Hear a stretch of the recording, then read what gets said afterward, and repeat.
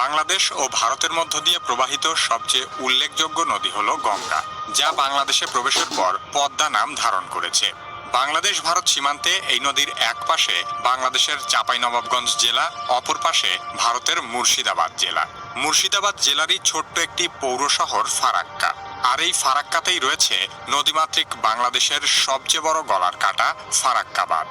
গঙ্গা নদীর উপর নির্মিত এই বাঁধের মাধ্যমে গ্রীষ্মকালে ভারত পানি আটকে রেখে বাংলাদেশের পদ্মা অববাহিকাকে পরিণত করে মরুভূমিতে, আর বর্ষাকালে বাঁধের গেট খুলে ভাসিয়ে দেয় বাংলাদেশের বিস্তৃত অঞ্চল। ফারাক্কা বাঁধের মাধ্যমে চালানো ভারতের পানি আগ্রাসন রুখে দিতে সামাজিক যোগাযোগ মাধ্যমে নেটিজেনদের অনেকেই বলছেন বাংলাদেশেও ফারাক্কা বাঁধের বিপরীতে আরেকটি বাঁধ নির্মাণ করতে হবে। আমাদের অনেকের মনেই প্রশ্ন, আসলেই কি বাঁধের বিপরীতে বাঁধ দিলে বাংলাদেশের পানি সমস্যার সমাধান হবে? সে সম্পর্কেই আলোচনা করা হবে কি কেন কিভাবে এই পর্বে।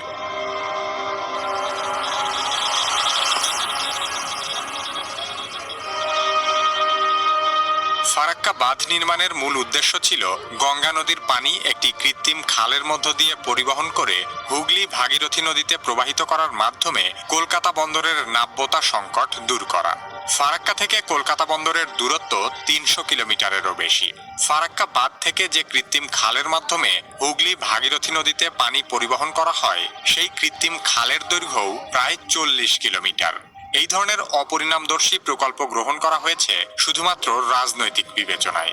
ভারতেরই বহু পরিবেশ অধিকার কর্মীরা দীর্ঘদিন থেকে দাবি জানিয়ে আসছে অববাহিকা ভিত্তিক পানি বন্টনের ক্ষেত্রে প্রথমেই বিজ্ঞান, তারপর অর্থনীতি এবং সবশেষে রাজনীতিকে বিবেচনায় নিলে পানি বন্টনের বিষয়টি অনেক বেশি কার্যকর হতো। কিন্তু শুধুমাত্র রাজনৈতিক স্থূলবুদ্ধি দিয়ে গায়ের জোরে ভারত পানি আটকে রাখে। এতে ভারতের ক্ষতি হলেও তবুও তারা বাংলাদেশকে পানি দিবে না। শুধুমাত্র এই ধরনের মানসিকতার কারণেই ফারাক্কা বাঁধ নির্মাণ করে ভারত এবং বাংলাদেশ উভয় দেশেরই প্রাকৃতিক পরিবেশের অপূরণীয় ক্ষতি করা হয়েছে। তার চেয়েও গুরুত্বপূর্ণ বিষয় হলো যে কলকাতা বন্দরকে টিকিয়ে রাখার জন্য ফারাক্কা বাঁধ নির্মাণ করা হয়েছিল, বিগত ৫০ বছর ধরে ফারাক্কা বাঁধের পানি কলকাতা বন্দরে প্রবাহিত করেও সেই কলকাতা বন্দরকেই বাঁচানো যায়নি। এমনকি কলকাতা বন্দর সচল রাখতে বর্তমানে যে পরিমাণ ড্রেজিং করতে হয়, ফারাক্কা বাঁধ চালু করার আগেও এতটা ড্রেজিং দরকার হতো না। তার মানে যে উদ্দেশ্যে এই বাঁধ নির্মাণ করা হয়েছিল, এটি তার আসল উদ্দেশ্য পূরণেই সম্পূর্ণ ব্যর্থ হয়েছে। তবে ফারাক্কা শুধুমাত্র একটি বাঁধই নয়, এই অবকাঠামোটি সড়ক ও রেল যোগাযোগ সেতু হিসেবেও ব্যবহৃত হয় এবং ফারাক্কা তাপবিদ্যুৎ কেন্দ্রেও এই বাঁধ থেকে জল সরবরাহ করা হয়। ফারাক্কা বাঁধ নিয়ে রাজনৈতিক সমস্যা তৈরি হয়েছিল সেই পাকিস্তান আমলে। কলকাতা বন্দরের নাব্যতা বাড়ানোর জন্য ১৯৫১ সালে ভারত সরকার এই বাঁধ নির্মাণের পরিকল্পনা করেছিল। ১৯৬১ সালে ভারত ফারাক্কা বাঁধের নির্মাণ কাজ শুরু করার পর তৎকালীন পাকিস্তান সরকারের কাছ থেকে ব্যাপক বাধার সম্মুখীন হয়।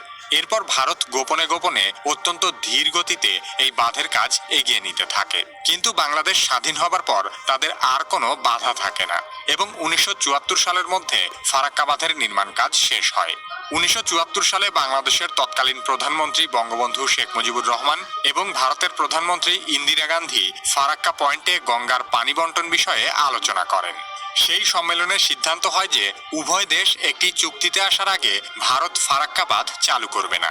কিন্তু ফারাক্কা থেকে যে কৃত্রিম খালের মাধ্যমে কলকাতা বন্দরে পানি পৌঁছানো হবে, সেই খালটি ঠিকমতো কাজ করছে কিনা তা পরীক্ষা করার জন্য ভারত বাংলাদেশের কাছে সাময়িক অনুমতি চায়।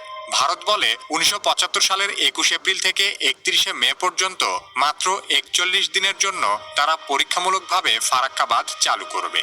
কিন্তু দুর্ভাগ্যজনক বিষয় হলো, এরপর ৪১ বছরেরও বেশি সময় কেটে গেলেও ভারতের সেই ৪১ দিনের পরীক্ষামূলক কার্যক্রম শেষ হয়নি। ফারাক্কা বাঁধের কৃত্রিম খালটি পরীক্ষা করার জন্য বাংলাদেশ সরকার ভারতকে ৩১০ থেকে ৪৫০ কিউসেক পানি অপসারণ করার অনুমতি দিয়েছিল। কিন্তু ভারত ১৯৭৬ সালের শুষ্ক মৌসুম পর্যন্ত ১১৩০ কিউসেক পানি অপসারণ করে পশ্চিমবঙ্গের ভাগীরথী হুগলি নদীতে প্রবাহিত করে। বাংলাদেশের সাথে করা ভারতের এ ধরনের অন্যায় জাতিসংঘের সাধারণ পরিষদে আলোচনা করা হলেও বিষয়টি ভারত খুব একটা পরোয়া করেনি। এরপর ১৯৭৮, ৮২, ৮৫ ও ৯২ সালে স্বল্পমেয়াদী পানি বন্টন চুক্তি হলেও কোনোবারই ভারত তার কথা মতো কাজ করেনি। এরপর ১৯৯৬ সালে হওয়া ৩০ বছর মেয়াদী গঙ্গা চুক্তিতে পানি বন্টনের বিষয়টি স্পষ্ট করে বলা হলেও ভারত বরাবরই অন্যায়ভাবে চুক্তির শর্তগুলো ভঙ্গ করেছে। ফারাক্কা বাঁধের কারণে বাংলাদেশের ২৫০০ কিলোমিটার নদীপথ সম্পূর্ণ নাব্যতা হারিয়েছে। সেই সাথে এই অঞ্চলের ৪৯টি শাখা নদীর অস্তিত্ব সম্পূর্ণ বিলীন হয়েছে। শুধুমাত্র ফারাক্কা বাঁধের কারণেই গঙ্গার উজানে বিহার ও উত্তরপ্রদেশ এবং ভাটিতে সুন্দরবন পর্যন্ত পরিবেশের মারাত্মক বিপর্যয় দেখা দিয়েছে। বাংলাদেশের সাথে মিথ্যা কথা বলে সম্পূর্ণ প্রতারণার মাধ্যমে ফারাক্কা বাঁধ চালু করা হয়েছিল। সুদীর্ঘ ৫০ বছরেরও বেশি সময় ধরে এই বাঁধের কারণে আর্থিক মূল্যে প্রতি বছর বাংলাদেশের প্রত্যক্ষভাবে প্রায় ৩০০ কোটি মার্কিন ডলার ক্ষতি হয়। গঙ্গা পদ্মা একটি আন্তর্জাতিক নদী।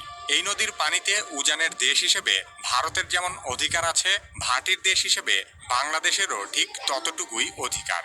কিন্তু আন্তর্জাতিক আইন লঙ্ঘন করে ভারত বাংলাদেশকে পানির ন্যায্য অধিকার থেকে বঞ্চিত করছে।